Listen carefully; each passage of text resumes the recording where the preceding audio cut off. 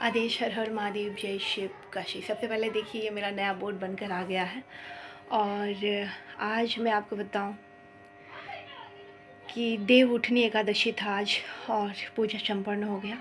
और मैं आपको आज बताऊं कि आज ना मैं बहुत खुश हूँ। आप सोचेंगे क्यों? तो एक सड़क था जहाँ पे मैं लंबे समय से एक बुज़ुर्ग महिला और एक बुज़ुर्ग आदमी को देखती थी।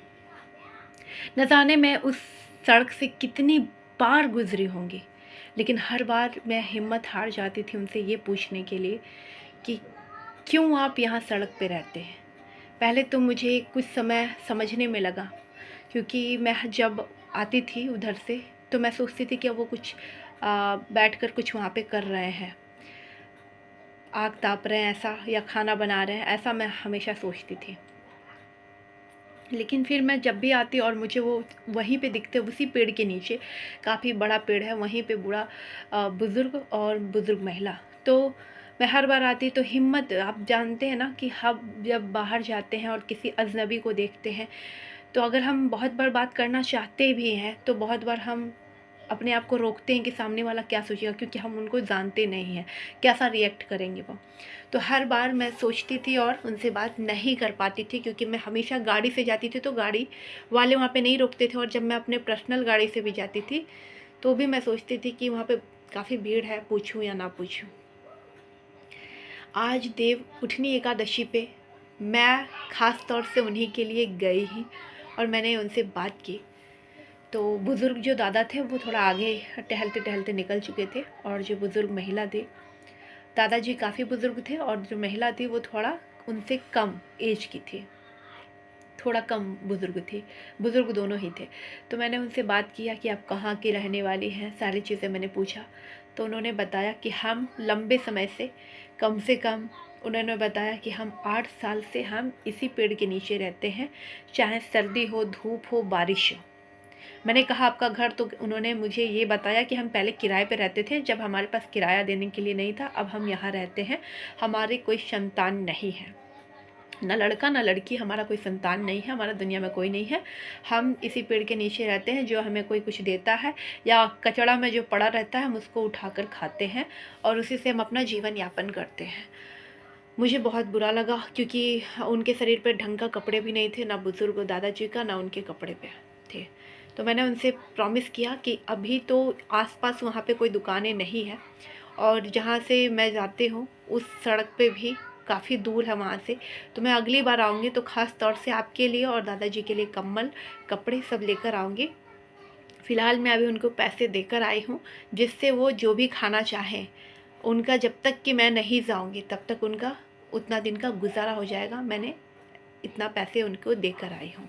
वहाँ पे जितने भी लोग आस-पास के मुझे देख रहे थे, उनसे बात करते हुए, तो कोई नाक पकड़ा हुआ था अपना, तो कोई समझा रहा था दूसरे व्यक्ति को, सब सुनाई दे रहा था कि क्यों ऐसे लोगों से ये लोग बात करते हैं। तो मैं आपको बताऊँ, बुरे वो नहीं हैं, बुरा हमारा समाज है, जो ऐसे लोगों को देखना नहीं चाहता है। अगर कोई व्यक्ति लंबे समय से बाहर सड़क पर रहेगा तो वो थोड़ा-सा बदबू करेगा ही, क्योंकि वो नहाएगा कहाँ? टॉयलेट कहाँ जाएगा? तो उनके शरीर से बदबू आएगी, ये जेन्युइन बात है। और रह गई वृद्ध आश्रम की बात, तो वृद्ध आश्रम वाले भी आजकल उन्हीं लोगों को रखते हैं जो सही सलामत हो पैर हाथ से, जो अपना काम स्वयं कर सकते हों, ऐसे ही व्यक्ति को रखा जाता है, जो दूसरों की सेवा भाव सबके अंदर नहीं होता है। और वहाँ पर भी आधार कार्ड, जांच पड़ताल सब कुछ होता है। मैं जितना समझ पाई उस लेडीज़ को जो उन्होंने बताया, उसमें से बहुत सारी बातें झूठ थी, क्योंकि मैं जिस नज़र से देख रही हूँ और वो जैसे रुक-रुक के बता रही थी, उदास होके बता रही थी, मैं समझ गई थी कि वहाँ पे मसला क्या है। उन्होंने भले मुझे बताया कि हम किराए पे रह रहे थे, लेकिन सच्चाई ये नहीं थी। सच्चाई ये थी कि उसके जो बेटा थे और जो बहू थी, उनको दोनों को घर से बाहर कर दी, और वो उन्होंने गलती ये की कि वक़्त मतलब समय, उनके पास समय से पहले उन्होंने अपने बच्चों के नाम पे प्रॉपर्टी लिख दी। इसी वजह से बच्चे सेवा से पीछे भाग गए और उनका प्रॉपर्टी लेकर उनको सड़क पे फेंक दी है, करीबन 8 साल से। यही यही चीज़ था, क्योंकि मैं आसपास के लोगों से जब पता की तो मुझे यही पता चला। लेकिन अम्मा ने मुझे ये बताया, जो वहाँ पे माँ जी थी, उन्होंने मुझे ये कहा कि हम किराए पे रहते थे, अब हमारा कोई नहीं है दुनिया में। और वो हँस-हँस के थोड़ा बोलती थी, तो और कभी इमोशनल होती थी, तो मुझे उससे यही पता चला कि वो कहीं न कहीं ये सारी बातों को झूठ बोल रही थी, क्योंकि सच्चाई कुछ और थी। लोग बताना नहीं चाहते हैं, वो सोचते हैं कौन है, क्या है, क्यों बताएँ, ठीक है? ये बात थी। तो अभी फ़िलहाल तो मैं उनकी मदद कर आई, लेकिन मेरे एक मदद करने से यहाँ मैं जहाँ रहती हूँ वहाँ पे हो रहा है। लेकिन आप भी अपने अपने शहर में रहते होंगे, अभी ठंडी का दिन आ गया है, सड़क पे लोग कंबल के लिए तड़प रहे हैं, सड़क पे लोग खाने के लिए तड़प रहे हैं, सड़क पे लोग कपड़ों के लिए तड़प रहे हैं। अगर हम सोचते हैं ना कि हमारे ये जो कपड़े हैं ये पुराने हो गए हैं, इसे हम बिस्तर में डाल दें या हम इसे फेंक दें, हमारे कोई यूज़ का नहीं है, तो याद रखिएगा, हमारे जो कपड़े पुराने हो गए वो दूसरों के काम आ सकते हैं, जो गरीब व्यक्ति सच में है। क्योंकि जब भूख लगता है ना, तो हम स्वाद नहीं देखते, सिर्फ खाना देखते हैं, ठीक है? उसी प्रकार से जब हमें वस्त्र चाहिए होता है ना तन ढकने के लिए, जो गरीब होता है उसको सिर्फ वस्त्र चाहिए होता है, पुराना और नया नहीं देखता है। इसी प्रकार से जब किसी व्यक्ति को नींद आता है ना, तो वो आसमान नहीं देखता और ज़मीन नहीं देखता, उसको जहाँ वो बेड, गद्दा, बिस्तर, मखमल नहीं ढूँढता, वो जहाँ मर्ज़ी वहाँ सो जाता है। तो ये हमारे जीवन की सच्चाई है। इस वीडियो के माध्यम से मैं बताना बस आप लोगों को जागरूक करना चाहती हूँ कि आपके जितने भी पुराने कपड़े हैं, उसे फेंकिएगा नहीं इस साल। उन गरीब बच्चों को दे दीजिएगा जो ठंड में तड़प रहे होंगे, उनको सहारा दीजिएगा।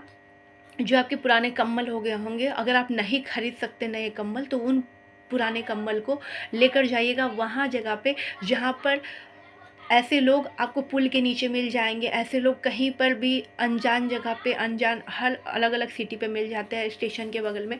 तो ऐसे जगह पे जा कर ज़रूर आप लोग दान कीजिएगा। और मैं इस साल बहुत सारे कंबल का दान करने वाली हूँ, और खाना भी, क्योंकि मुझे लगता है कि मेरे जीवन की जितना मुझसे सेवा हो सकेगा मैं उतना करूँगी। उनकी मैंने वीडियो नहीं बनाई क्योंकि मुझे अच्छा नहीं लग रहा था। जय माता दी।